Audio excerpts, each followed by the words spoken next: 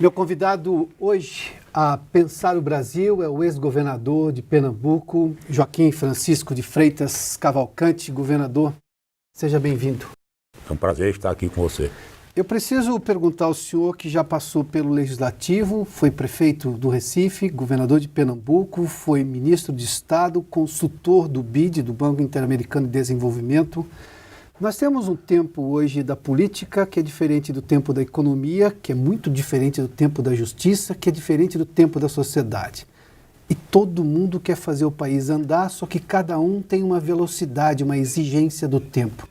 O senhor acha que é possível a gente conseguir juntar esses tempos e arranjar um tempo médio que agrade a todo mundo? Porque eu tenho a sociedade desesperada por mudanças no país, que vem desde os anos 80, para falar desde o tempo da redemocratização, que o senhor viveu plenamente, inclusive na Constituinte, depois em 88.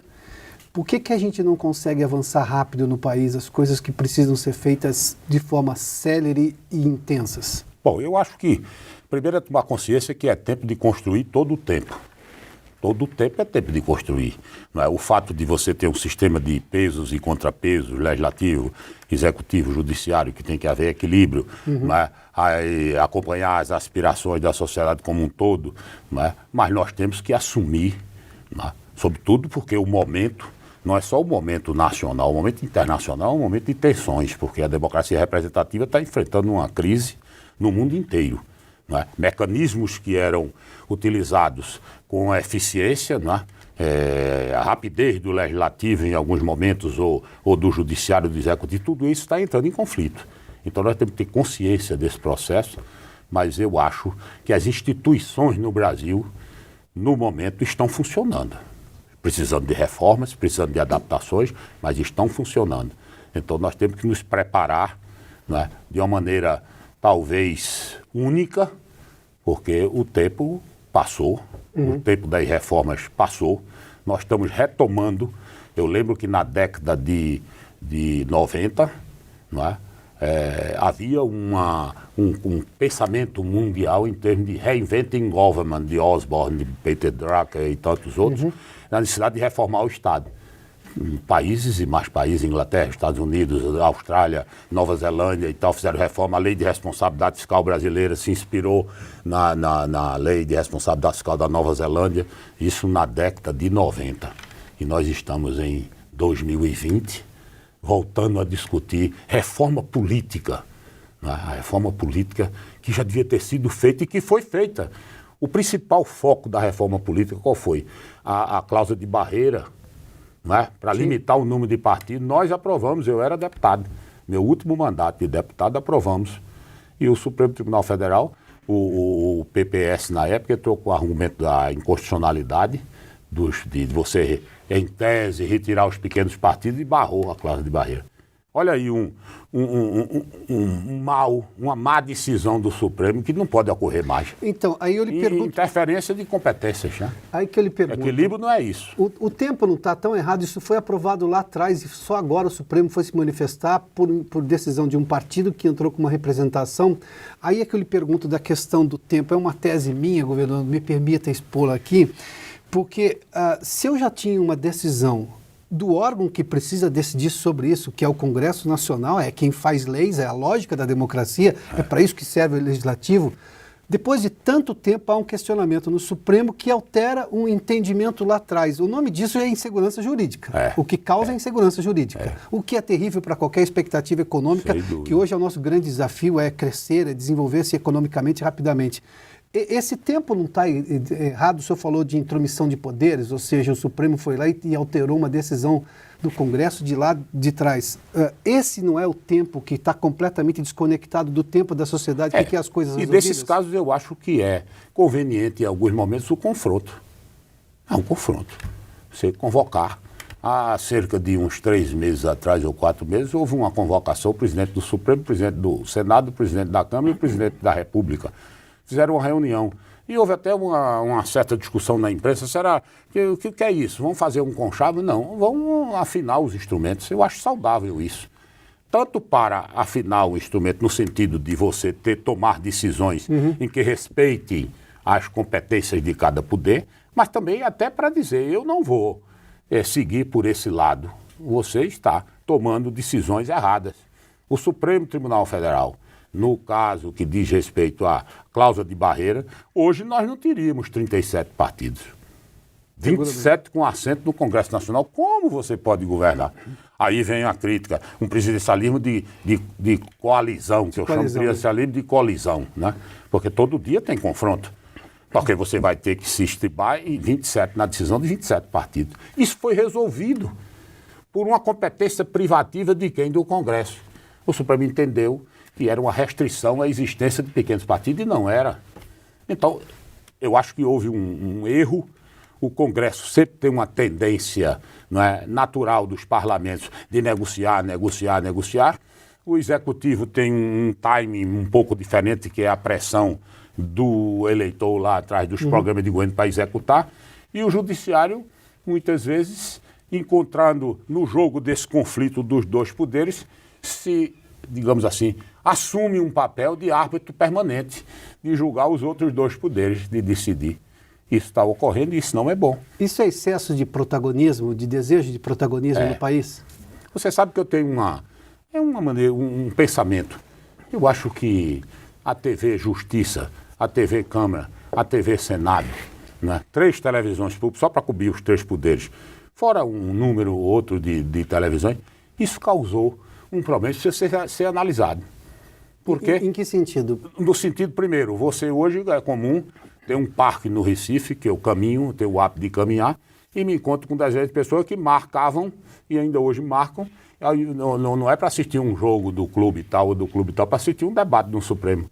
Você diz, olha, que coisa magnífica, a transparência. Então, nós vamos assim, não existe isso em nenhum Supremo Tribunal Federal do mundo. O senhor acha ruim que as pessoas... Acho ruim. Que as pessoas acompanhem? Claro. Porque as pessoas provavelmente não sabem... Aquilo nunca foi secreto. Os 11 titulares do Supremo são mais famosos que 11 titulares de qualquer time de futebol hoje em dia. O senhor acha isso ruim? Eu acho ruim. Do ponto de vista das decisões, porque as decisões são técnicas. Elas obedecem a um ritual. Então você passa 6, 8 horas para tomar uma decisão dessa de cláusula de barreira. E cada um interpreta a sua maneira. Segundo, como é que você vai atuar? Quer dizer, como é que você vai vencer essa crise da democracia se você não tiver no mundo globalizado, um painel de observação no mundo? Onde é que isso existe? Será que nós somos plantadores eternos de jabuticaba? Isso é uma jabuticaba brasileira. Ah, mas o Supremo da Inglaterra, a Suprema Corte italiana, a espanhola, francesa e tal, não decidem dessa forma. Quer dizer, o que foi feito com a intenção de dar publicidade e transparência, o senhor acha que foi desvirtuado? Então, saturou, sabe, não precisavam 3 canais de televisão. Eu fui presidente da Comissão da Lei de Responsabilidade Fiscal. Vou botar um caso objetivo. E a Lei de Responsabilidade Fiscal foi aprovada. Eu tenho muito orgulho disso, a iniciativa no governo Fernando Henrique Cardoso, que chegou à evidência que é preciso uma lei para mostrar o óbvio. Não se pode gastar mais do que arrecada. Pois bem, essa lei foi discutida durante quase um ano no Congresso. E eu chegava dias que eu chamava o representante da TV Câmara e pedia, eu não cubra hoje não, porque senão a gente não vota nada. Porque toda vez que a televisão entrava no recinto, entendi, porque sugeria um protagonismo e aí o parlamentar ia dizer, eu vou votar, eu vou fazer discurso. Virava-se para mim e dizia, você está aqui representando o interesse das grandes potências que querem limitar e quer criar restrições. E aquele debate dizia, o outro vinha e dizia, ele estava falando para o município dele, o outro estava falando, e aquilo era um debate técnico. Mas você acha que hoje... Chegaria o momento de falar... Com as redes sociais tem importância as televisões? Porque na rede social... Na mídia de conteúdo tem. Porque a grande maioria das pessoas não confia na rede social. Se quiser tomar uma decisão que diga respeito a uma reforma do judiciário, uma reforma do executivo, uma reforma do sistema criminal, uma reforma tributária, você não vai confiar num acompanhamento via rede social, né? É toda conectada com fake news. Então você vai para onde? Para a mídia de conteúdo. Cresce em importância. Um jornalista com a sua credibilidade, um jornalista comentarista, um editorialista de jornal. A mídia de conteúdo tem que tomar uma posição nesse momento. Show fake news. Nós vamos assumir a responsabilidade de fazer uma análise tanto quanto possível isenta. Agora você faz uma cobertura, não é? Olha, eu estou falando de 3 televisões públicas federais, não é? No sistema da União. Imagine 22 TVs Alep, Assembleia Legislativa. Imagine um mundo de rádios FM e AM municipais.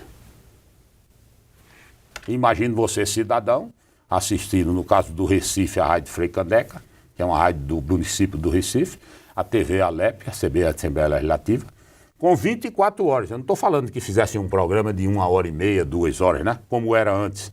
Você alugava o espaço na televisão para durante 1h30, que é muito tempo de televisão, você mostrar um debate da Assembleia Legislativa. Agora é 24 horas no ar. O que é que você enche nessas 24 horas de conteúdo? Não vai encher. Deixa eu lhe fazer uma pergunta. Eu não ia entrar nesse assunto tão cedo, mas agora o senhor já me permite fazer. Qual é a sua opinião sobre a cobertura dessa mídia convencional que o senhor defendeu, inclusive, agora a importância dela? Ela está sendo extremamente questionada pelas pessoas, até porque com acusações de partidarismo exagerado e não transparência, dizer sou a favor de determinado partido ou grupo, não digo isso, mas se mostro editorialmente desta maneira. A mídia está sendo questionada, o jornalismo está sendo questionado, talvez como nunca foi questionado nesse país. E essa é a mídia convencional que o senhor fez menção agora. Qual é a sua opinião sobre essa cobertura? Porque as pessoas se dizem como terem perdido a fé na mídia convencional. Eu conheço, eu posso dizer ao senhor, eu posso dar até o RG das pessoas, 50 pessoas aqui que não têm nenhum problema financeiro e que não assinam nenhum jornal e nenhuma revista hoje. E que já assinaram, mas desistiram de fazer. Essa crise o senhor acha que é devido ao quê? Porque sem imprensa a gente não vai sobreviver. A democracia depende da imprensa. Da mesma forma que a imprensa depende da democracia para existir. Mas por que o senhor acha que chegamos a esse ponto? É porque houve uma inflamação nesse tecido da comunicação. Isso é. Talvez não, com certeza foi o problema da mídia virtual que entrou de forma disruptiva. Nós vamos ser vencidos. Então houve um assodamento no sentido de que você fornecer notícias para vencer o seu concorrente que está na porta. Começou a haver queda no índice de espectadores, começou a haver queda no índice do jornal escrito. Né? Dezenas e dezenas de jornais no mundo inteiro deixaram de circular. A mídia virtual foi caminhando mais fácil. A palavra do leitor que diz, estes não me representam. Isso é muito comum hoje. Sim. Os políticos estão vivendo uma crise enorme, com um poder legislativo com 17% de aprovação. Né? Vai decidir. Aqueles que você elegeu e sobre o qual você, depois de eleger, diz, ele não me representa. Quem representa sou eu mesmo. Eu me represento. Então isso provocou uma crise. Eu acho que a imprensa tem que refletir sobre isso, a escrita. O rádio, quem tem uma grande potência, o rádio, sobretudo em regiões mais periféricas, o rádio ainda é um instrumento e em outras regiões... Acho que até engrandeceu sua importância ultimamente. Para ocupar esse papel. Você lembra, muitos dos telespectadores lembram quando surgiu a televisão e acabar o cinema. O cinema de subúrbio, quem vai, fechava, toda semana fechava uma sala de exibição, o cinema morreu. Não morreu, ele reciclou-se. Né? A destruição criativa de Schumpeter recriou um processo que hoje resiste em dezenas de espaços. A mídia está nesse momento, é um ponto de mutação. Saia dessa inflamação, dessa excitação, desse hipertiroidismo e entre num compromisso com a mídia de conteúdo. Sua excelência, o fato, que cubra este fato, que aí retornam. Não vai ser como era. Nada nessa sociedade, nessa revolução da informação, no 4.0, você vai ter com o que era antes. É um novo processo. Mas nesse processo há um espaço assegurado. Governador, eu me formei em jornalismo em 94, embora trabalhe nisso desde 92. Eu sou fruto da imprensa de qualidade dos anos 80, com a resistência, da imprensa de qualidade informativa dos anos 90, do que começou nos anos 2000, mas hoje eu posso lhe dizer que não é a imprensa que eu conheci. Do ponto de vista de qualidade, de preocupação com fatos, como o senhor disse, a sua excelência é o fato. O fato, embora normalmente a versão ganha do fato. E não é isso que está afastando as pessoas da mídia convencional? Gilberto Freire sempre se referia, eu tinha um excelente contato com ele na época, no tempo tríbio. Era o passado, o presente e o futuro. Essa rotatividade. É bom a gente recordar os anos de 80, de 90, para discutir, fazer essa discussão. Não só uma discussão local, brasileira, como a discussão num painel de 35 países. A gente luta tanto para entrar na OCDE agora. O Brasil está lutando, né? Sim. Pelo fato da Argentina já estar na fila, houve até uma briga. Não, o governo perdeu a luta, não vai entrar. Por que a gente não entra entrando, abrindo a porta e entrando? Ou você acha que entrar na OCDE, os países mais desenvolvidos, a gente vai continuar produzindo jabuticaba, vai continuar produzindo jaca que dá manga, vai produzir manga que dá jaca? Não, você tem que ter um compromisso com o avanço tecnológico, você tem que ter um compromisso com a qualidade da representação, você tem que ter um compromisso com o voto de opinião. E tá certo, ninguém vai se eleger sem voto de estrutura e de opinião. Vai se eleger só com voto de opinião, é porque não dosar, porque não colocar esses temas em discussão e não criar uma ambiência saudável que diga, temos reforma, mas nós temos que avançar dentro desse processo de maneira transparente. Vamos falar das reformas. Nós tivemos no ano passado a aprovação da reforma da Previdência, e o senhor foi constituinte, a Constituição foi questionada naquele momento. Eu ouvi até a seguinte frase: não temos democracia demais porque são 2 turnos na Câmara, além das 2 comissões, 2 turnos na Câmara, uma comissão no Senado, mas 2 turnos no Senado e qualquer alteração volta para a Câmara. Isso levou com rapidez quase 9 meses de processo de discussão. Não dá para ser mais rápido? Por que eu preciso de 2 votações na Câmara? Esse é o tipo de coisa que poderia ser mexido na Constituição, ou o senhor defende a forma como a Constituição estabeleceu isso lá em 1988, em que a realidade do país era completamente diferente? Que foi primeiro, um ganho, por favor, eu sou... Não, primeiro eu defendo que as constituições, você não pode ficar citando o exemplo americano, que depois de 350, 400 anos ficar dizendo isso, ainda é o mesmo princípio. Tudo bem, os princípios básicos, as causas pétreas podem ser as mesmas, mas a Constituição... Ora, a Constituição mais emendada do mundo qual é? A brasileira, 105 emendas. O trabalho que nós fizemos lá atrás, em 88, e que eu discuti bastante naquela pessoal... Vamos moderar um pouco. Não tinha caído o muro de Berlim, então você decidia a Constituição cidadã, nós temos que assegurar, só que poucos tinham uma mentalidade de responsabilidade fiscal. Achava que o Estado não envergava, mas não quebrava nunca. Então, o que é que ocorreu? Esse processo criou, e no momento que você vai aprovar uma reforma da Previdência, você tem um volume de discussões enormes. Mas, se a gente avaliar, não é muito diferente de outros parlamentos, não. Não é muito diferente. Se discute, por exemplo, o problema de emendas. Mas essas emendas individuais, parece uma decisão brasileira. Os Estados Unidos tem emenda, vários parlamentos. Sim. Várias, né? Emendas parlamentares. Então, eu acho... emenda proposta por lobby nos Estados Unidos. Emendas propostas por lobby. E eu defendo a oficialização do lobby. Sim. No projeto de Marco Maciel, 28 anos atrás, nunca tivemos a coragem de aprovar o lobby. Ora, você é lobista da TV pública, defende as televisões públicas, vai lá, procura o deputado e diz: o melhor processo do mundo é a TV pública. Aí vem outro e diz: não faça isso. Vem um representante da TV privada tal, qual, não faça isso. Você vai admitir que o deputado é tão frágil, pressupondo que ele é um deputado sério, competente. Sim. E ele foi eleito pelo povo, né? Que o povo teve juízo para eleger um deputado. Chega lá, entre os 2 lobistas oficiais que se apresentam com um cartão, estão registrados na mesa, Sim. Eles se registram na mesa. Aí, veja o problema como se conecta naquela pergunta anterior. Quando você vai discutir a questão do lobby, eu defendi isso nos comentários que eu faço em debates em televisão ou mesmo nas universidades, que o debate que deveria ser permitido o lobista. O senhor está defendendo o lobista? O lobista pratica corrupção. Não tem nada a ver. Lobby eu recebo a pessoa que defende um ponto de vista e o outro recebe o outro. Quer dizer, você tem que desmistificar, descriminalizar no país determinadas atitudes, porque senão você não avança. O parlamento vai discutir um assunto. Qual é o problema de ter lá um representante dos bancos, um representante das financeiras? Não há nenhum problema nisso. Governador, vou a um ponto do qual nos antecipamos nas conversas de bastidores aqui.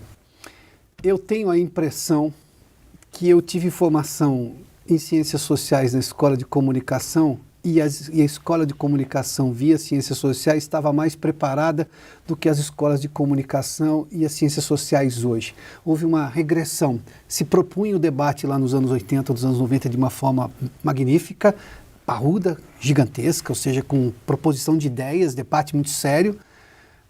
Eu acho que a universidade pública, hoje, sobretudo a universidade pública, que tem função de pesquisar, que tem pessoas dedicadas à pesquisa, o senhor não acha que a gente até avançou nas universidades, nas faculdades de medicina, de biológicas, que a gente vê muito avanço, na de engenharia, mas as ciências sociais estão regredindo porque ficou-se tudo numa dualidade do é contra ou a favor, sem que o debate transcorra para se chegar a uma conclusão? E não é por isso que nós estamos tendo essa involução social?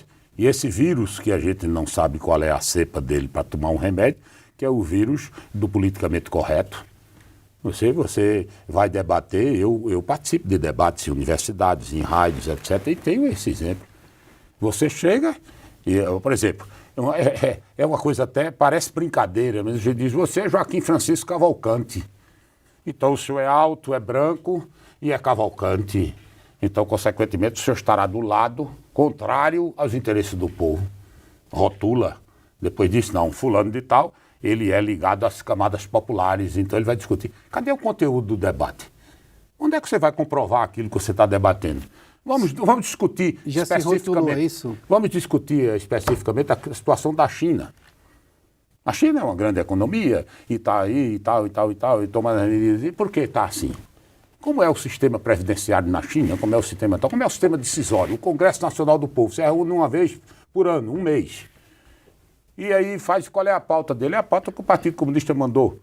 A pauta está pronta, eu decido e voto. Você aceita isso? Não. Aí nós temos o amor à liberdade, nós temos apelo à capacidade de decisão das maiorias. Então não há esse empenho. Então, coloca esse debate na universidade. É uma dificuldade que você tem. Aliás, quando você é convidado para ir a uma universidade federal ou estadual, lá no Nordeste, na Bahia, em Pernambuco, no Rio Grande do Norte, onde for, você tem cuidado com a área social. No debate na área de sociais, você quando vai entrando, já é como se você fosse para um pelotão de fuzilamento. É aquele questionamento. Não há possibilidade, ou há frágil possibilidade, a não ser que você tenha uma experiência já muito acumulada, de você colocar uma pauta com um debate que não tenha seus achaques, vamos dizer, para usar uma linguagem nordestina, tudo cheio de achaque. Não, o senhor está debatendo isso, então o seu foco é que o senhor é contra. Eu me lembro, vou exemplificar isso. Eu tomei uma decisão quando era prefeito de Viseu, passei um período na Inglaterra e tomei uma decisão de cercar as praças. O que é cercar as praças? Os parques. Cercar com aquelas cerquinhas de ferro, como tem em Londres. Sim. Por quê? Porque a pessoa está com a criança ali, a criancinha corre e ela está protegida. Então, disse o prefeito, diante da sua origem rural, ele tomou, imaginando uma situação de pecuária, vai gradear as praças, como se as pessoas fossem gado, que está dentro da praça e não tivesse a liberdade de andar. O senhor ouviu isso porque o senhor fez a cerquinha nas praças? Nas praças, claro. Claro que eu vi. Eu costumava brincar, até dizer o juízo final, então vai ser aqui. Porque não é possível isso que a gente vai raciocinar com esse sistema. Eu estou citando exemplos. Né? Eu digo o seguinte, eu posso combinar com você, na situação que você está dizendo, no país, nós estamos numa situação de retomada do desenvolvimento, uma série de dificuldades e tal. Vamos fazer um tour de 60 dias no Brasil, vamos, e você, para você fechar o seu ouvido, não entender inglês, de português, você parece que está na Alemanha, na França, na Itália, aqui no Brasil. Então, a gente precisa de relojoeiro. Basta, tem momentos que você tem a evidência. Você faz uma visita a Maringá, faz a Presidente Prudente, faz a Campo do Jordão, vai em Luiz Eduardo Magalhães, vai em Sobral, no Ceará. Por que a gente não olha os modelos do que dá certo? Tem que fazer uma reunião de alto nível, você vai tremer. Reunião de alto nível para discutir o quê? Como é que eu posso fazer uma escola de ensino fundamental funcionar bem? Não faça reunião, não. Vai em 25 locais, eu disse 25, podia ser 250 locais, onde ela funciona bem. Leve lá uma tabela e copie. Bom, você tocou num ponto aí, Os pessimistas em relação ao Brasil, com os quais eu discordo frontalmente, porque se eu olhar para o passado, o que era e o que somos hoje, evoluímos bastante. Claro que a gente sempre tem desejo de ser mais, mas isso não é inerente ao povo brasileiro, isso é inerente a qualquer lugar do mundo. Eu ouço americanos, eu viajo um bocado e americanos reclamam do país deles, o país que boa parte dos brasileiros deslumbrados acha que é o modelo de perfeição. Ouço isso na França, ouço isso em vários lugares da Europa, não somente na França, porque fiz duas comparações de países com regimes muito diferentes, sociais diferentes, os Estados Unidos e a França, ou qualquer outro país europeu do pós-guerra vencedor. Por que o senhor acha, eu volto à questão do tempo, as pessoas ainda estão vivendo na dualidade dos anos 80, em que tínhamos uma realidade muito diferente para exigir coisas com a facilidade que se tem hoje? Porque o Brasil tem escola básica pública de qualidade, então eu sei a receita, eu só não consegui replicar a receita. O Brasil tem modelo de pronto-socorro público, de hospital público de eficiência, então eu sei como fazer, eu tenho a receita, mas não repliquei ainda. Esse país é o melhor lugar do mundo se a pessoa por acaso tiver HIV. Esse país é o melhor lugar do mundo se precisar fazer transplante de fígado, por exemplo. Que é um dos exemplos mais fantásticos. Em Pernambuco fez mais de 1000 transplantes. O doutor Cláudio Lacerda, inclusive. Pois é. Ou seja, por que essas coisas muito boas, ou elas não são replicadas na medida que precisam, ou elas não são sequer compreendidas pela população? Da excelência que temos e construídas por nós mesmos. Eu vejo, tem uma que eu chamo uma praga, que é uma frase dita, que vai ser dita esse ano à exaustão. Estamos em ano eleitoral. Ano eleitoral, olhe, tenha cautela para não tratar esse problema da Previdência. Isso é uma bomba no eleitorado. Ano eleitoral, olhe, muita cautela com o meio ambiente. Como se você tivesse que viver de extracístole ventricular. Esse ano é ano eleitoral, o ano que vem não é. Mas é pré-eleitoral. O ano seguinte é eleitoral. Né? Você tem agora prefeitos e vereadores, depois você tem presidente da República e governadores. Por que é que você não pode fazer um debate sério no ano eleitoral? Aliás, é o ano que deveria haver debates sérios. Eu discuti... Debates sérios devem ocorrer a qualquer momento, mas no ano eleitoral, sobretudo. E outra coisa, liga o teu radar, a opinião pública. Você tem alguns deputados, vereadores, prefeitos, são chipados. Ele liga o radarzinho dele e bota a opinião pública. Então, se a opinião pública não concorda com uma coisa, ele muda de opinião. Ele não tem uma opinião. Cara, nós precisamos de planejamento familiar no Brasil? Precisamos. Nós precisamos fazer uma reforma no Congresso Nacional? Precisamos. Qual é a reforma? Estude, obtenha conhecimento e estude qual é a melhor proposta, como é que está dando certo no mundo. Porque esse debate criaria conteúdo, criaria mais consistência. Então, esse problema eleitoral, olha, o povo não quer nem ouvir falar em planejamento familiar, por exemplo. Por quê? Porque aí envolve um problema tal, mas vai debater.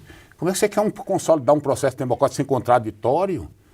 Eu tenho o direito de emitir a minha opinião. Eu não concordo com nada do que você diz, como dizia Voltaire. Não quero saber do que você está dizendo, discordo de você, mas morrerei pelo direito de você ter a sua opinião. Eu acho que está faltando essa convicção do debate, porque você tem eleição de 2 em 2 anos. Então, significa dizer que em 40 anos, 20 anos, o Brasil não decide nada, porque é ano eleitoral. O ano eleitoral eu tenho que ter voto. Consequentemente, eu não posso dar opinião daquilo que aparentemente, numa pesquisa ou num dado, foi o contrário. Governadora, uma última pergunta. Diante de tudo isso que discutimos agora, da sua vivência pública desde os anos 70, o senhor é um otimista em relação ao país, mas fugindo da resposta clichê que a pergunta pode sugerir, é otimista por quê? Apesar de todas essas dores pelas quais vivemos e conflitos que o senhor, inclusive, elencou agora há pouco na entrevista. Eu diria por 4 razões. Uma razão, primeira, eu conheço razoavelmente, modestamente, os problemas do Brasil. Estudei. O problema da transposição do São Francisco no Nordeste, o problema da energia eólica, o problema do abastecimento d'água, a questão do saneamento e tal. Muito bem, então tem um ponto, você conhece esses problemas. Segundo, você vai em locais no próprio Brasil, se precisa acompanhado de um relojoeiro para ele ajustar, em vários locais onde isso está dando certo. As pessoas já fizeram o saneamento 100% saneado. Maringá, por exemplo, 100% está saneado. E Sorriso, no Rio Grande do Sul. E, sei lá, Dourados, no Mato Grosso, não sei o índice, mas você vai. Em segundo lugar, você observa que há a correlação com o painel mundial. Como é que está a situação da Argentina, da Colômbia, da Espanha, da Itália? Não é? Você, por exemplo, a grande responsabilidade dos brasileiros interessados no sucesso da Lava Jato era estudar a mãos limpas. Não é? Sim. Porque nós temos uma cultura onde é a nossa base do direito romano, onde é a nossa base dessa euforia brasileira, dessa alegria e tal. A base, uma matriz africana, uma matriz italiana. Então, muito bem. Então, como é que foi na Itália? Todo brasileiro que quer o sucesso da Lava Jato, como eu, me estudei detidamente durante o tempo os problemas que aconteceram na Itália, para você não deixar que eles ocorram no Brasil, para ser um repeteco, para ocorrer também. Então, por estas razões de conhecer focos que dão certo no Brasil, no Nordeste, no Norte, cases de sucesso, né? Casos de sucesso real, que quem quiser vai lá olhar, né? Por essa capacidade de você hoje estar aqui e se comunicar com a China agora para saber lá em Xangai como é que está a discussão lá do problema do coronavírus. Então você usar essa ferramenta da tecnologia de informação como forma de você, fortalecer a sua resistência dialética, e eu acredito no país. Não no país da teoria, vamos construir um grande futuro. Fato. Vamos ver onde é. Tira esse painel, faz uma reunião, faz um draft, um desenho inicial dessa e quais são os focos. O que é que eu tenho, que todos eles você vai encontrar. Você vai encontrar uma questão como o Rio de Janeiro, que é um problema de responsabilidade fiscal, que já fez 5 negociações de dia, mas vai encontrar o Espírito Santo vizinho, tirando nota 10 no Banco Mundial, no BID. Por quê? Pela boa gestão, pelo equilíbrio das contas públicas. Ora, se eu tenho um Espírito Santo, um estado desse também, por que eu não posso ter o Rio? Do lado, inclusive. Então pronto. Então pega um conselho de gestão. Pega um conselho de gestão fiscal que está previsto na lei de responsabilidade fiscal e só dá prêmio para esses estados que fazem o dever de casa. Porque se eu estou no Brasil e é possível ele fazer o dever de casa, por que eu vou continuar empurrando? Não, mas é impossível. Hoje a crise da federação exige que o município... Temos 5.400 municípios. Tem 540 municípios equilibrados, tem mais de 1.000. Então como é que ele se equilibrou? Eu não vou importar nenhum cérebro, nem usar um Big Data para me trazer um cérebro de um administrador altamente competente. Eu vou olhar os que já tem. Governador, obrigadíssimo pela gentileza da entrevista. Prazer grande. Um prazer recebê-lo aqui. Prazer grande.